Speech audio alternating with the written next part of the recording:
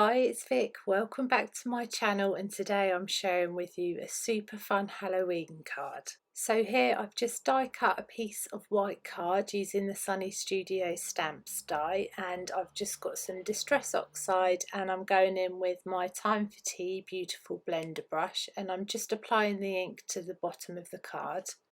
And now I'm just going in with my second colour, which is the Milk Lavender, which is a light purple colour, and then I do eventually end up covering up the yellow piece at the bottom.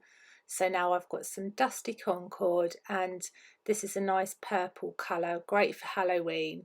I love making Halloween cards, they're so fun. So I'm just carrying on with my ink blending here, and then you'll see in a minute that I do go over the bottom piece of the yellow.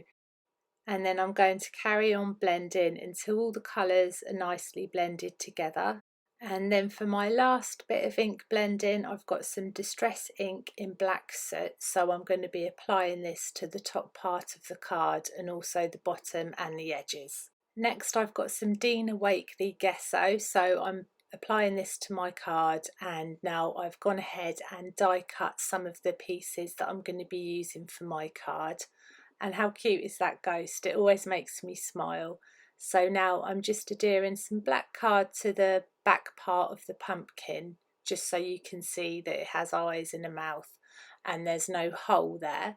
So I'm doing that to both the pumpkins, and then I'm going ahead and doing the same thing to the ghosts. I'll then put these to the side, and then I'm going to go ahead and stamp my images that I'm using for my card today. So this is the Hello Bluebird Tabitha stamp set, and this is crammed full of adorable images that are just great for Halloween. So now I'm going to crack on and start my Copic colouring. And I've listed all the markers on the screen as I'm using them.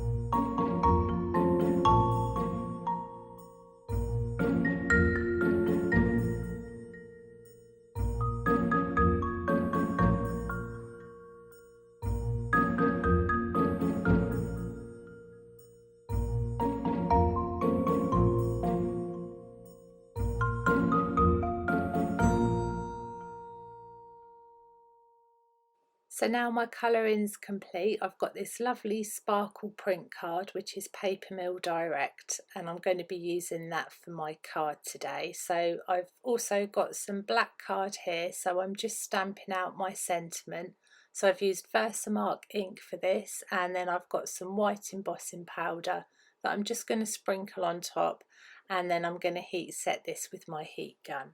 I've also gone ahead before I've heat embossed this and just used a paintbrush just to wipe away some excess embossing powder, because it does sometimes stick to the card.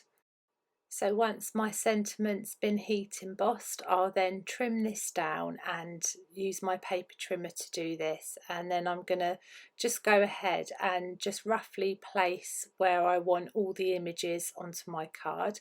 And here's that sparkle card, which is just lovely, and I think it's perfect for Halloween. So here I'm just using some PVA glue, and I'm going to apply this to the back of my ink blended panel, and then I'm going to adhere this down onto my sparkle card, and then I'll press really firmly just to make sure the panel does stay down, but you can use foam tape if you want to add a bit more dimension to your card.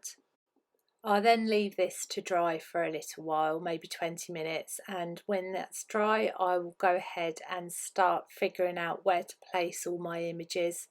And I don't know what it is about Halloween cards as a card maker. It's such a fun time. I just really enjoy making anything Halloween and glittery and using all the purple colours. So once I've figured out where I want to place everything, I'm just going to go ahead and adhere all the images down. So I've used PVA glue for the tree, and then I've used some foam pads for the stamps and some of the dies too. And then for me, it's not a Halloween card without adding even more sparkle. So I'm just going ahead and placing some white sequins and some silver sequins onto my card. And that little tool there I got from Trim Craft, so it's really handy when picking up sequins. Once my sequins have been added, the cards are now complete. I hope you enjoyed today's video. Thank you so much for watching. Bye!